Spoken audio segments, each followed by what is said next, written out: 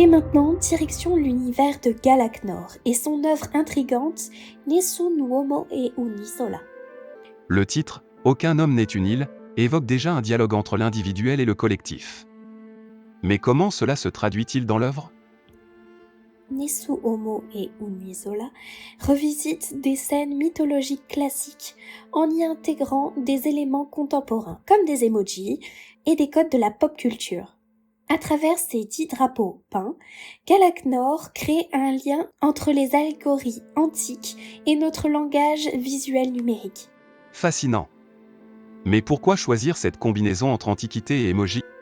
Les emojis sont des moyens de condenser des émotions et des récits complexes en des symboles extrêmement simples. L'artiste joue sur cette continuité pour interroger notre manière de réinventer les mythes anciens avec des outils modernes. Elle montre que nos outils numériques, aussi légers qu'ils paraissent, créent une mythologie propre à notre époque. Une réflexion sur l'évolution des récits et des symboles. Et ces œuvres, elles disent quoi sur notre rapport au passé ? Elle montre que le passé n'est jamais vraiment figé.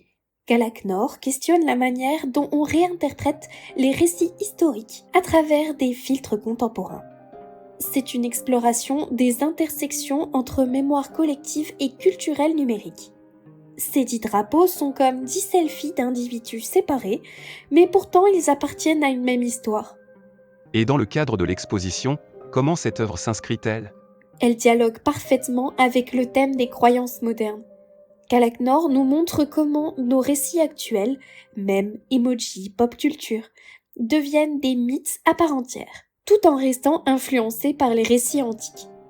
C'est une réflexion sur ce qui façonne nos imaginaires collectifs d'aujourd'hui.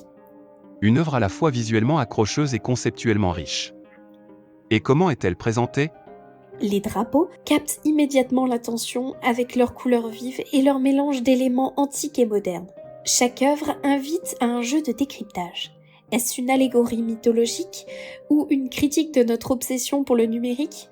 C'est une immersion dans un dialogue visuel fascinant. Une œuvre qui brouille les frontières entre passé et présent. Et toi, qu'est-ce qui te touche le plus dans cette démarche ? Ce qui m'intéresse, c'est cette capacité de l'artiste à rendre accessibles des récits complexes tout en les ancrant dans des problématiques actuelles. Elle nous pousse à réfléchir. Que restera-t-il de nos récits numériques dans le futur ? Je vous remercie pour vos données, je les utiliserai à bon escient.